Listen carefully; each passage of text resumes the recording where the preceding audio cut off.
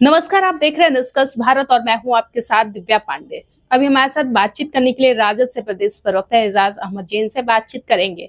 बिहार विधानमंडल में आज बजट पेश होने वाला है। 2 बजे तक तो स्थगित कर दिया गया है, लेकिन 2 बजे के बाद वित्त मंत्री सम्राट चौधरी बजट लेकर आएंगे। नीतीश कुमार बजट को पेश करेंगे। किसानों के हित के लिए महिलाओं की और जहाँ 400 रुपया वृद्धा पेंशन था वो 1000 रुपए बढ़ाने की बात चल रही है। देखिए, तेजस्वी जी ने कल ही बजट सत्र में माई बहन मान योजना जो ड्रीम सोच है तेजस्वी जी का, उसके अंतर्गत 2500 रुपये देने की जो घोषणा की है उसको बजट में शामिल करने की बात कहे हैं।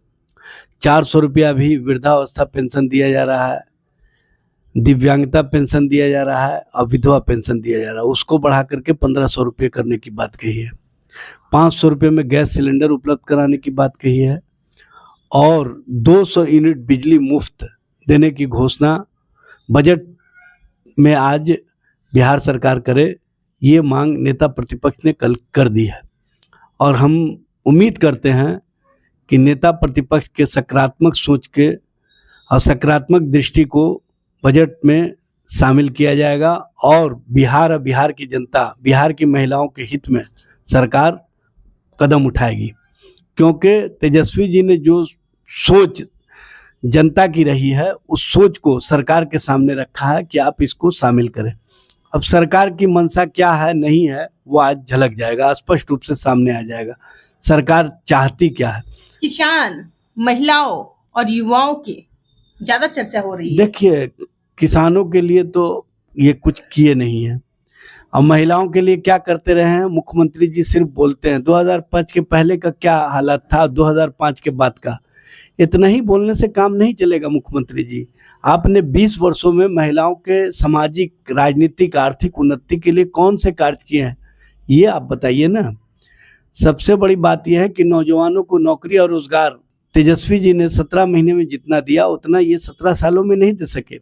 5.5 लाख के करीब नौकरियां दी, 3.5 लाख रिक्तियां लेकर के कहीं ना कहीं जो साजिश का शिकार सत्ता के माध्यम से किया गया, जो आज भी रिक्तियां हैं 3.5 लाख, उसको फुलफिल नहीं किया गया। तो इन सब बातों को बजट में कैसे सरकार लेकर के आती है देखने की बात है।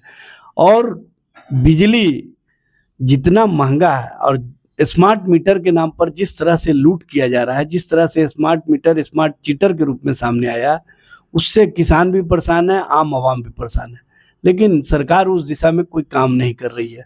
सरकार को कहीं ना कहीं कल झकझोरने का काम तेजस्वी जी ने किया है। तेजस्वी जी ने सारी बातें तो एजाज जी कह दी, लेकिन सबसे पहले तेजस्वी यादव ही गर्दनीबाग पहुंचे थे उन अभ्यर्थियों के पास जो 17वीं के बीपीएससी अभ्यर्थी है। उनका मुद्दा उन्होंने एक बार भी जिक्र नहीं किया। देखिए, अभी तो सदन को 2 दिन हुआ ही है। पहले दिन तो अभिभाषण के बाद बंद हो गया, उसके बाद 2 दिन बंद रहा, अब आज से शुरू हुआ तो आज बजट किया जाएगा। बजट के बाद कल से जब चर्चा शुरू होगी तो सारी बातें आएंगी। और तेजस्वी जी की प्राथमिकता है नौजवानों के चेहरे पर मुस्कुराहट, नौजवानों के भविष्य को बेहतर बनाना, नौजवानों के पारिवारिक स्थिति को बेहतर बनाना।